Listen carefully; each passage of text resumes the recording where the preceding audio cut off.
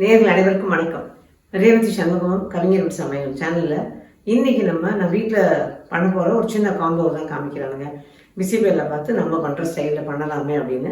கூடவே ஒரு உசிலி பண்ணலாம். வாழைத்தண்டு வச்சு உசிலி. இந்த வாழைத்தண்டு உசிலி நம்ம யூஸ்வலா கடலைப்பருப்பு, துவரம்பருப்பு இந்த மாதிரி பண்ணுவோம்.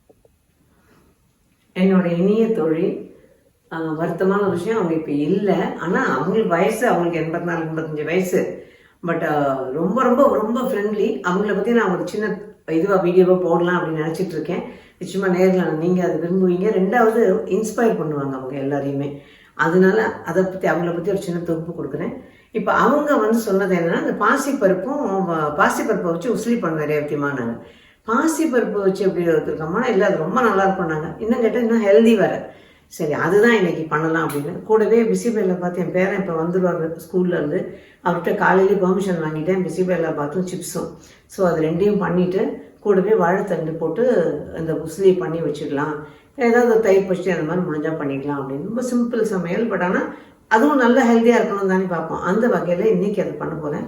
இது பார்த்திங்கன்னா நான் ஒரு 1/2 கப்பு பாசிப்பருப்பை நல்லா ஒரு மணி நேரமாக ஒரு விஷயம். கூடவே நமக்கு காரத்துக்கு தகுந்த மாதிரி காஞ்ச மிளகா, நான் ஒரு 8 மிளகா போட்டிருக்கேன். இது அவரோட விருப்பத்தை பொறுத்து. அதே மாதிரி இது நல்லா ஒரு கப்பு ஃபுல்லாக நரக்க அளந்த வாழைத்தண்டு. நம்ம நார்மல் சைஸ் வாழைத்தண்டுல ஒரு அரைவாசி வாழைத்தண்டு அப்படின்னு நறுக்கி வச்சுருக்கேன். அதுதான். இந்த பக்கம் பார்த்தீங்கன்னா பிசிபேலா பாத்துக்கு நான் வேக வச்சு வச்சுருக்கேன். இது எப்படின்னா, இப்போ நான் கரண்டி போட்டு காமிக்கிறேன். துவரம்பருப்பும் அரிசியும் ஒன்றா ஊற வைக்க மாட்டேன் நான். ஏன்னா துவரம்பருப்பு சில நேரம் பருப்பு நின்று போயிடும், பைண்ட் ஆகாது. அதனால என்ன பண்ணுவேன், பருப்பு முதல்ல ஒரு 2-3 விசில் கொடுத்து எடுத்துருவேன். நல்லா ஊற வச்சுட்டு 2-3 விசில் கொடுத்து எடுத்துருவேன். 1க்கு பாதி பருப்பு, 1 கப் அரிசினா 1/2 கப் பருப்பு, துவரம்பருப்பு. இந்த 1 கப் அரிசி இந்த துவரம் தனியாக ஊற வச்சுட்டு பருப்பில் கொஞ்சமாக அளவாக 1-1.5 தண்ணியை ஊற்றி நம்ம எடுத்துக்கலாம்.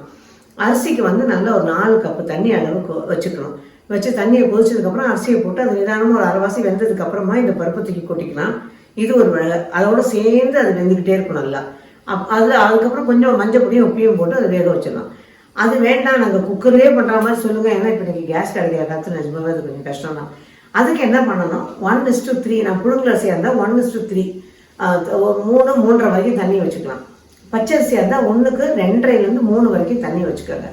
அதுக்கப்புறமா அந்த பருப்பு கொதிக்க வச்சு வேக வச்சு எடுத்து வச்சிடுறோம் இல்லையா, அந்த வேக வச்ச குக்கர்லேயே பருப்போடு சேர்த்து அரிசியும் போட்டுருங்க, மஞ்சள் பொடி உப்பையும் போட்டு குக்கரை மூடி இந்த தண்ணியை அளந்து ஊற்றிக்கிட்டு குக்கரை மூடி நல்லா ஒரு 2 விசில் 3 விசில் விட்டு அப்புறம் தீயை நல்லா குறைச்சி ஒரு 2 நிமிஷம் விட்டு எடுத்துட்டு அதுக்கப்புறமா நம்ம இதே மாதிரி இருக்கும். நம்ம தாளிச்சு கொட்டும் போது பார்க்கலாம். அந்த சைடு அடுப்பில் என்ன பண்ண போறீங்க? இந்த பக்கம் பார்த்தீங்கன்னா கரெக்டாக கேட்டேன். இந்த பக்கம் பார்த்தீங்கன்னா நான் ஒரு இட்லி பானை வச்சுருக்கேன். இப்போ இதில் வாழைத்தண்டு ஒரு பக்கமும் அரைச்ச பருப்பு ஒரு பக்கமும் வேக வச்சு எடுத்துடலாம். இப்போ பார்த்தீங்கன்னா இது தண்ணி கொதிக்குது. கொதிச்சதுக்கு அப்புறம் தான் நம்ம வைக்கணும். ஒரு பக்கம் வாழைத்தண்டை பெசரணும், அதை மறந்துட்டேன். ஒரு நிமிஷம் இருங்க, நம்ம பருப்பு வச்சுட்டு போயிடலாம். பருப்பை பார்த்தீங்கன்னா நான் உப்பு, பெருங்காயம், மிளகா, பருப்பு நானும் சேர்த்து அரைச்சிருக்கேன். இது ஒரு பக்கம் பருப்பு வச்சிடலாம். ஆண்டி, அந்த மிளகா பருப்போட ஊற வச்சிங்களா இல்லை பிளெயின் மிளகாவா? பருப்போட ஊற வச்சுட்டேன். ஊற வச்சாதானே உங்களுக்கு இதுவாக இருக்கும், நல்லா அரைப்படும். இது ரெண்டுத்தையும் கொஞ்சம் அட்ஜஸ்ட் பண்ணி வச்சிடணும். அதுக்கப்புறம் எடுக்க போகிறது பார்க்கலாம். சின்ன இட்லி பானை அதான். இப்போ இதில் இந்த வாழைத்தண்டில் கொஞ்சமாக உப்பு சேர்த்து நம்ம பெசரி வச்சிடணும். கட்டி வச்சுட்டேன், அப்படியே இருக்கட்டும்.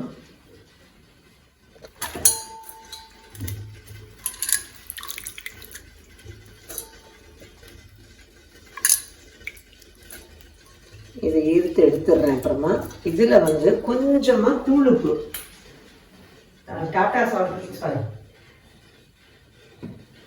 சால்ட் போட்டுக்கணும். பொடி பண்ண உப்பு போட்டுக்கணும். கொஞ்சமாக இதை போட்டுக்கிட்டு இதை நல்லா பெசரிடலாம். ஏன்னா உப்பு இதில் சாரணும் இல்லையா, அதனால இப்போ இதை வடிகட்டி இதில் சேர்த்துருவேன். இதில் இதையும் அப்படியே வச்சிடலாம்.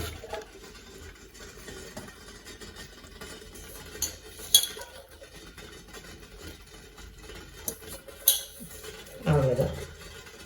இப்போ அதில் வடிகட்டி இதையும் சேர்த்து வச்சுட்டு கலந்துட்டு வேக வச்சு எடுத்துடலாம். இது ஒரு மேக்ஸிமம் மீடியம் ஃப்ளேமில் 10 நிமிஷம் மினிமம் வேகணும். அப்போ தான் பாசிப்பருப்பு நல்லா வெந்து நல்லாயிருக்கும். ஸோ இப்போ வந்து அந்த பாசிப்பருப்பு வெந்திருக்கு. நீங்கள் ஒரு தடவை பார்த்துருங்க. இதுலேயே வாழைத்தண்டும் வெந்துடும். வெந்துருச்சு பாருங்க. அடுப்பு ஆஃப் பண்ணிவிட்டு அதை எடுத்து ஆற வச்சிடணும். என்ன கொஞ்சம் யோசிக்கலாம், ஏன் நம்ம பாசி இது கடலைப்பருப்பு இதெல்லாம் போடும்போது சில நேரம் நான் என்ன பண்ணுவேன், கொஞ்சம் எண்ணெய் கொஞ்சம் கூட விட்டு நல்லா வதக்கிடுவோம், இல்லை இந்த மாதிரி ஆவியில் வேக வச்சிடுவோம். பட் பாசிப்பருப்பு மட்டும் ஆவியில் வேக வச்சிங்கன்னா தான் ஈஸியாக இருக்கும். ஏன்னா பாசிப்பருப்பு ரொம்ப ஒட்டும் கடாயில் நம்ம இந்த மாதிரி கிளறும் போது. அதனால பாசிப்பருப்பு இந்த மாதிரி வச்சுட்டு உதிட்டு பண்ணிங்கன்னா நல்லாயிருக்கும், நல்லாவும் வரும். ஸோ இதை ஆற வச்சுட்டு பார்க்கலாம். அதுக்கு இடையில வந்து பிசிபெல்லாபாத்துக்கு தாளித்து விட்டுடலாம். இது முதல்ல வாழைத்தண்டை தனியாக எடுத்துக்கலாங்க. இது வந்து ஆற வைக்கணும்னு அவசியம் கிடையாது. இதை நல்லா இதில் போட்டுக்கணும். இது கொஞ்சம் சூடாகவே இருந்தால் கூட நம்ம லாஸ்ட்டில் தான் இதோட சேர்க்க போகிறோம். அவ்வளோதான். இது அப்படியே இருக்கட்டும். பருப்பை மட்டும் ஆற வச்சு எடுத்துடணும். பருப்பு மட்டும் ஆற வச்சு எடுத்துருவோம். எடுத்துட்டு கொஞ்சம் உதுத்துக்கணும். உதுக்கிறது மிக்சியில் விப்பர் போட்டால் போதுங்களான்ட்டு. நம்ம கையில் உதுத்து பார்ப்போம்.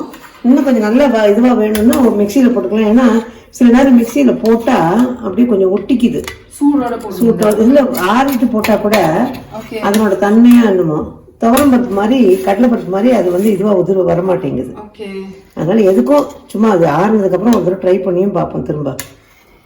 இப்போ நேர்களோட சேர்ந்து நம்மளும் ஒரு தடவை செஞ்சு பார்த்தா மாதிரி ஆயிடும்ல. அதனால தான். அவ்வளோதான். இப்போ இது ஆறட்டும். இப்போ இந்த பிசிபெல்லாபாத்துக்கு பார்த்தீங்கன்னா எண்ணெய் ஊற்றிருக்கேன். நல்ல ஒரு 3-4 டேபிள் ஸ்பூன் எண்ணெய். 3 டேபிள் ஸ்பூன் மினிமம் வேணும்னா அதில் நெய் வேறு ஒரு டேபிள் ஸ்பூன் சேர்த்துருக்கேன். ஸோ மொத்தம் 4 டேபிள் ஸ்பூன் கணக்கு வரும். லாஸ்ட்டில் நம்ம வேறு கொஞ்சம் நெய் ஊற்றணும். கொஞ்சம் கடுகு, அடுத்தது உளுந்து, எண்ணெய் கடலெண்ணெய் வச்சுக்கலாம். நல்லெண்ணெய் வேண்டாங்க, கடலெண்ணெய் அல்லது ரிஃபைன்ட் ஆயில். இது 2 இதில் கடலெண்ணெய் தான் நம்ம கடலெண்ணெய் ஊற்றிருக்கோம். கடலெண்ணெய் வந்து கொஞ்சம் வாசனை நல்லாயிருக்கும், நல்லதும் கூட உடம்புக்கு.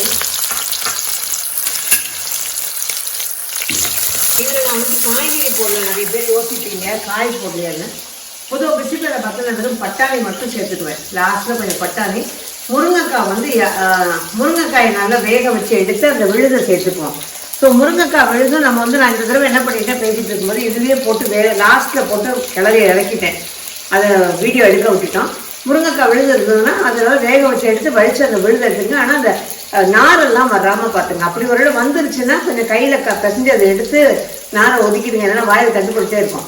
பட்டாணி மட்டும் காய்கறி வேணும்னு சொன்னீங்கன்னா ஒரு சின்னதாக ஒரு கேரட்டு, ஒரு 4-5 பீன்ஸ் இந்த அளவுக்கு, அதுக்கப்புறம் ஒரு 2 அவரைக்காய், ஒரு 1-2 கத்திரிக்காய், ஒரே ஒரு துண்டு வாழைக்காய், ஒரு துண்டு உருளைக்கிழங்கு, இந்த மாதிரி கொஞ்சம் கொஞ்சமாக போடணும். பட் எங்கள் வீட்டில் வந்து இங்கே ரொம்ப கசகசம் காய் இருந்தால் பிடிக்காதுங்கிறதுனால நான் இன்றைக்கி காய் ரொம்ப போடல. பட்டாணி மட்டும் லாஸ்ட்டில் கொஞ்சம் போட்டுக்கலாம் அப்படின்னு. வெங்காயம் மட்டும் கொஞ்சம் நல்லா வதங்கணும். கொஞ்சம் அதாவது அந்த நிறம் மாறி கொஞ்சம் அப்படியே அந்த வாசனை வரும். வெங்காயத்தோட வாசனை வந்தால் தான் நம்ம பண்ணுறது நல்லாயிருக்கும். சிலருக்கு மட்டும்தான் நம்ம வெங்காயம் வதங்கணும். உப்புமாவுக்கெல்லாம் வெங்காயம் வதங்கணும்னு மாற்றிடணும்னா உப்புமா நிறம் மாறும். ஆனால் இந்த மாதிரி விஷயங்களுக்குலாம் வெங்காயம் நல்லா வதங்கினா தான் அந்த டேஸ்ட் நல்லாயிருக்கும். வெங்காயம் வாசனை வருது, நல்ல வெங்காய வாசனை இப்போ தான் வருது. ஸோ வதங்கியாச்சு. பார்த்தீங்கன்னா சின்ன வெங்காயம் வாசனை, அதுலேயே நாக்கு முழங்கேழும் தான். சின்ன வெங்காய வாசனை தான் வதங்கியாச்சு. இப்போ தக்காளியை சேர்த்துறேன். இது நான் வந்து புளியை குறைச்சிட்டு தக்காளியை சேர்த்துக்கிறேன். ஏன்னா தக்காளி ஒரு ருசி கொடுப்போங்க. அதனால் தக்காளியை கொஞ்சம் அதிகமாக சேர்த்துட்டு புளியை அளவாக குறைச்சிடுறேன். இன்றைக்கி நான் இதுக்கு வந்து ஒரு நல்ல 3 தக்காளி தான் நடத்தினப்பா. 3 மாப்பிள்ள அவர் தான். ஆனால் போட்டுக்கிற ட்ரெஸ் என்னங்கிற மாதிரி சமைக்கிறது நான் தான், வெட்டி வச்சுருக்குள்ள அவள் தான். இதில் வேறு கேள்வி வேறு. நம்ம பருப்பும் அரிசியில் உப்பு போட்டுக்கலாம். ஸோ கவனமாக கொஞ்சம் உப்பு போட்டுக்கணும். வேணும்னா அப்புறம் போட்டுக்கலாம்.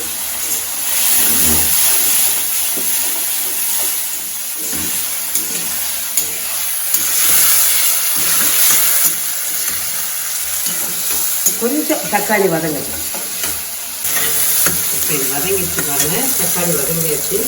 புளி கொஞ்சமாக கரைச்சி ஊற்றிக்கலாம். ரொம்ப வேண்டாம், கொஞ்சமாக ஊற்றிக்கங்க. ஏன்னா நம்ம போட்டிருக்கிறது இதுதான்.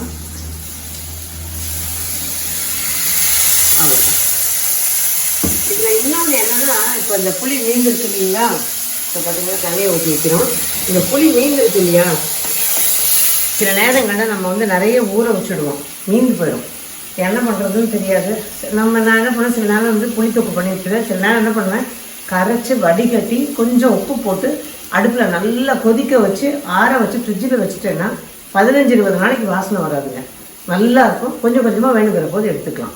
ஸோ அந்த மாதிரி பண்ணிக்கலாம். இது புளி கரைக்கும் போது தெரியும் தோணுச்சு, அவ்வளோதான். இப்போ இதில் வந்து சாம்பார் பொடி, நம்ம யூஷுவல் சாம்பார் பொடி இருக்கு இல்லையா, அந்த சாம்பார் பொடி வந்து கொஞ்சமாக சேர்த்துக்கிறேன். அதுக்கப்புறம் இந்த பிசிபெல்லாபாத் பொடி கொஞ்சம் பண்ணி வச்சுருக்கேன், அதை எடுத்துக்கிறேன். மேல் பொடியை நம்ம சொல்லியிருக்கோம் இல்லையா, நம்மளோட வீடியோ கூட கொடுத்துருக்கோம். அதில் இந்த மேல் பொடியை கொஞ்சம் போட்டுப்பேன் லாஸ்ட்டில். அதுதான் வந்து மெயின். உங்களுக்கு இப்போ பார்த்தீங்கன்னா தெரியும். இது வந்து இந்த சாம்பார் பொடி. மேல் பொடி போட்டோம்னா சாம்பார் சாதம் பிசிபெல்லாபாத்தா மாறும். அது சாம்பார் சாதம். ஆக்சுவலாக அது நம்ம வாஸ்தவம் தான். இதுவுமே ஒரு வகையில் சாம்பார் சாதம். இப்போ பார்த்தீங்கன்னா இந்த மேல் பொடி கொஞ்சம் கொஞ்சமாக பண்ணி வச்சுப்போம். அரைச்சி விட்ட சாம்பார், பிட்டில், உருளைக்கிழங்கு கறி, கத்திரிக்காய் கறி, இதுக்கு எல்லாத்துக்கும் இது ரொம்ப நல்லாயிருக்கும். ஸோ மொத்தமாக பண்ணி வச்சுக்கிறது ஹோட்டல் சாம்பார் மாதிரி பண்ணுறதுக்கும் இது நல்லாயிருக்கும். பிசிபெல்லாபாத் ஆக்சுவலாக பார்த்தீங்கன்னா கர்நாடகா பக்கம் பண்ணுறது. அவங்க கொஞ்சம் பட்டை இதெல்லாம் கொஞ்சம் சேர்த்து பண்ணுவாங்க, வேடிக்கை மிளகா இதெல்லாம். ஆனால் ஆக்சுவலாக இந்த மேல் பொடியில் நானுமே கொஞ்சம் வேடிக்கை மிளகாலாம் சேர்த்துருக்கேன், ஏன்னா கலருக்காக. அந்த பட்டையில் சேர்க்கும்போது அது ஒரு டிஃப்ரெண்ட் ஃப்ளேவர் கொடுக்கும். அது ஒரு மாதிரி ஃப்ளேவர், இது ஒரு மாதிரி ஃப்ளேவர், அவ்வளோதான். பிரியப்பட்டவங்க நீங்கள் அதுவுமே பண்ணிக்கலாம். ஒரு துண்டு பட்டையும் 2 லவங்கம், வேறு எதுவும் சேர்க்க வேண்டாம். இதை மட்டும் சேர்த்து அதோட பொடியோட வறுத்து பண்ணிக்கிட்டிங்கன்னா அந்த பொடி ஒரு வித்தியாசமான ஃப்ளேவர் வரும். ஸோ ரெண்டுமே நல்லாயிருக்கும், அவ்வளோதான். இப்போ புளியை வந்து நீங்கள் ரொம்ப நேரம் கொதிக்க விட மாட்டாங்க. ரொம்ப நேரம் கொதிக்க வச்சா கடுத்து போகும்னு சொல்லுவாங்க பெரியவங்க. அதனால தான் கார குழம்புக்கு கூட அளவான திக்னஸில் கொதிக்க வச்சிங்கன்னா, அந்த கரைச்சி கொதிக்க வச்சிங்கன்னா குழம்பு டேஸ்டியாக நல்லாயிருக்கும். இப்போ இது பார்த்தீங்கன்னா இந்த மேல் பொடி நல்லா நிறக்க 2 ஸ்பூன் போட்டுக்கலாம், நல்லாயிருக்கும். இது அவங்க காரத்தை பார்த்துங்க. இந்த மேல் பொடியில் ரொம்ப காரம்லாம் இருக்காது. ரெண்டாவது நம்ம வீடுங்களில் காரத்தை போட்டுப்போம் இல்லையா, அந்த மாதிரி. இப்போ இதுவும் ஒரு 2 நிமிஷம் கொதிச்சதுக்கப்புறம் சாதத்தில் ஊற்றி கலந்தோம் அப்படின்னா பிசிபெல்லாபாத் தயார், சாம்பார் சாதம் தயார். இந்த பக்கம் பட்டாணி ஃப்ரீசர்லேருந்து எடுத்து வச்சுருக்கேன். இது ஒரு கொதி விட்டு எடுத்துட்டேன் அப்படின்னா ஸ்டோர் பண்ணி வைக்கிறது. ஸ்டோர் பண்ணுறதை பற்றி கூட நம்ம வீடியோ போட்டிருக்கோம். ஸ்டோர் பண்ணி இப்போ வச்சுட்டோம் அப்படின்னு நார் இருக்குது, பட்டாணியோட நார். இதை வந்து எப்போ வேணுமோ அப்போ தேவையக்கே எடுத்து அப்படியே போட்டுக்கலாம் கொதிக்க விடுறதுக்கு. இல்லைன்னா நம்ம ஒரு கொதி விட்டுட்டு கூட போட்டுக்கலாம். ஸோ இப்போ வந்து அதை அப்படியே அதோட சேர்த்துக்கலாம். இப்போ பார்த்தீங்கன்னா நல்லா உதிர்ந்து போயிருக்குங்க. நேயர்கள்கிட்ட காமிக்கும் போது நம்மளும் அதை கரெக்டாக செய்யணும் இல்லை, அதனால ஒரு தடவை செஞ்சு பார்த்துக்கலாமே நானே போட்டுட்டேன். இப்போ இதில் நான் மீதியை போட்டு இந்த மாதிரி அரைச்சி எடுத்துக்கலாம். அரைக்கும் போது நல்லா வருதுங்க, சூப்பராக வருது. இந்த பாருங்க நல்ல பூவாக வந்திருக்கு. இதையும் அந்த மாதிரி அரைச்சி எடுத்துக்கிட்டு தாளிச்சுப்போம். விப்பிங் அரைக்கிறது சொல்லிட்டீங்க, அரைச்சிட்டா கூடாயிடும்ல. விப்பர்ல பல்ஸ் மோட்ல போடணும்.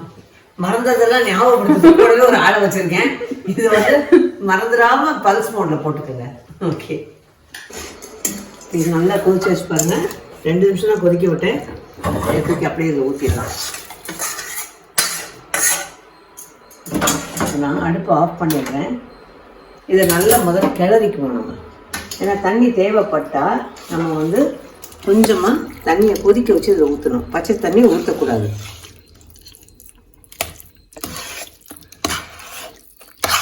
போதும்னு நினைக்கிறேன் இந்த கன்சிஸ்டன்சியில். கரெக்டாக இருக்கு. கேமரா த்ரூ பார்க்கும்போது ரொம்ப எம்மியாக தெரியும். தேங்க்ஸ். பார்க்குற நேயர்கள் சொல்லட்டும் எப்படி இருந்ததுன்னு. செஞ்சு பார்த்தீங்களா, அவங்க தானே சொல்லணும். ரிசல்ட் அவங்க கையில் தான் இருக்குது. ஸோ இது சரியாக நினைக்கிறேன். கொஞ்சம் கறி தண்ணி ஊற்றிக்கணும். இப்போ நம்ம நெய் ஊற்றுற டைம். நெய் கொஞ்சம் ஊற்றணுங்க. இதுக்கு கொஞ்சம் பிசிபெல்லாபாத்துக்கே நெய் தான் நல்லா டேஸ்ட் நல்லா கொடுக்கும். அதனால் கொஞ்சம் நல்லா நெய் போட்டுடணும். அவ்வளோதான். லாஸ்ட்டில் நெய் அதே மாதிரி வேக வைக்கும்போது கொஞ்சம் நெய் போட்டிங்கன்னா நிறைய நெய் போட்டு ஒரு எஃபெக்ட் இருக்கும் அதில். அவ்வளோதான். So bisibelebath ready. இந்த பக்கம் அதே கடாயை காய வச்சுருக்கேன். தேங்காய் எண்ணெய் ஊற்றிக்கலாம். எனக்கு வந்து உசிலிக்கு தேங்காய் எண்ணெய் ரொம்ப பிடிக்கும், ரொம்ப நல்லா இருக்கும். ஸோ தேங்காய் எண்ணெய் ஊற்ற போகிறேன். சுத்தமாக காலி. ஊற்றிக்கலாம். சரி இப்போ ஆத்தென்டிக் தேங்காய் நெய், சாரி தேங்காய், மறந்து திருப்பி நெய்ன்னு சொல்லிட்டேன். தேங்காய் நெய், ஆமா தேங்காவோட நெய் தான் இது. ஆனால் அது அந்த அளவுக்கு நல்லா இருக்கும்.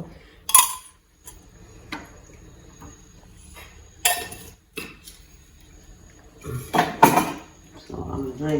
இதையும் வந்து மூடி வச்சிடலாம். இப்போ இதில் வந்து நம்ம எல்லாமே சேர்த்துருக்கோம். உப்பு, பெருங்காயம், காஞ்ச மிளகாய் எல்லாம். ஸோ வேறு எதுவும் சேர்க்கணும்னு அவசியம் இல்லை. லாஸ்ட்டில் நம்ம வந்து கொஞ்சம் போல் தேங்காய் வேணா சேர்த்துக்கலாம். அந்த தேங்காய் திருகி ரெடியாக வச்சு அது வீட்டில் அந்த குமார் அந்த பையன் தான் வீடியோலாம் எடுப்பார்ல முந்தி, அவர் வந்து எனக்கு தேங்காயெல்லாம் திருகி டப்பாவில் போட்டு ஃப்ரீசரில் வச்சுருவான் வேணுங்கிறது. ஸோ ஈஸியாக போயிடும். இனிமேல் அது கொஞ்சம் கொஞ்சம் தேங்காய் நம்மளும் திரும்பி பழகிக்கணும். உடம்பு வணங்க மாட்டேன்.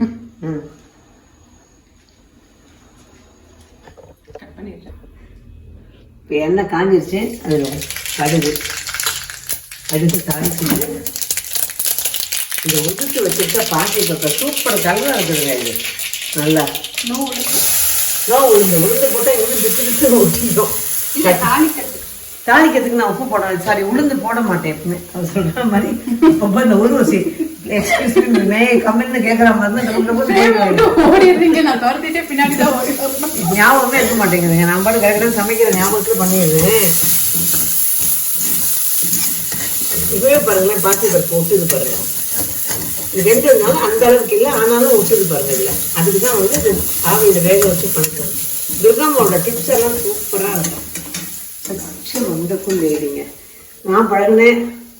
அவங்கள பற்றி ஓரளவு தெரிஞ்சவங்களுக்கு, அவங்க சுற்று வட்டத்துக்கு அவங்களுக்கு இருக்கவங்களுக்கு தெரிஞ்சிருக்கும். ஆனால் அருமையான ஒரு மனுஷன். அவங்கள பற்றி அழகாக நிறைய விஷயங்கள் உங்களோட கலந்துக்கணும்னு, அவங்க இருக்கும்போது செய்யாத ஒரு விஷயம் அவங்க இல்லாத போது, அவங்க மறைஞ்சு ஒரு 3 மாதம் 4 மாதம் ஆகுது. இந்த சமயத்தில் நம்ம செஞ்சால் ரொம்ப கொஞ்சம் லேட்டு தான், ஆனாலும் என் மனசுக்கு ஒரு ஆறுதலுக்காக எல்லாருக்கிட்டையும் அவங்கள பற்றி பகிர்ந்துக்கலாம்னு.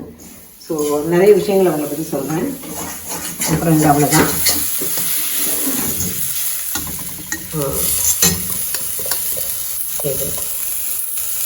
இனி வாழைத்தண்டு வேக வச்சு வச்சுருந்தாலே அதையும் சேர்த்தாச்சு. நல்ல சூப்பாக உதிர்ந்துருச்சு பாருங்கள். நல்லா கொஞ்சம் காய்ச்சி பருப்பு ஆக்சுவலாக உடம்புக்கு நல்ல ஹெல்த்தும் மேலே டேஸ்ட்டு ரொம்ப நல்லா இருக்குங்க. இது அடுப்பு ஆஃப் பண்ணிடுறேன். So ready.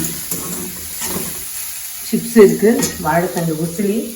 நேற்று நான் ரசம் கொஞ்சம் நிறைய வச்சுட்டேன். தினமும் ரசம் வைக்கும் போர் அடிக்குது. ஏன்னா நான் மட்டும்தான் சாப்பிடுவேன், இல்லை என் பையன் சாப்பிடுவான் கூட. கொஞ்சம் மற்றவங்க யாரும் ரொம்ப ரசம் எடுத்துக்க மாட்டாங்க. அதனால நேற்று கொஞ்சம் ஜாஸ்தி சேர்த்து வச்சுட்டேன். அதையுமே எடுத்து வச்சிட்டோம்னா மீல்ஸ் ரெடி. சரி, இப்போ இது மாற்றிட்டு பார்க்கலாமா? இப்போ இந்த பிசிபேரா பாஸில் பட்டாணி போட்டாச்சு. இது ஒன்று தாங்க.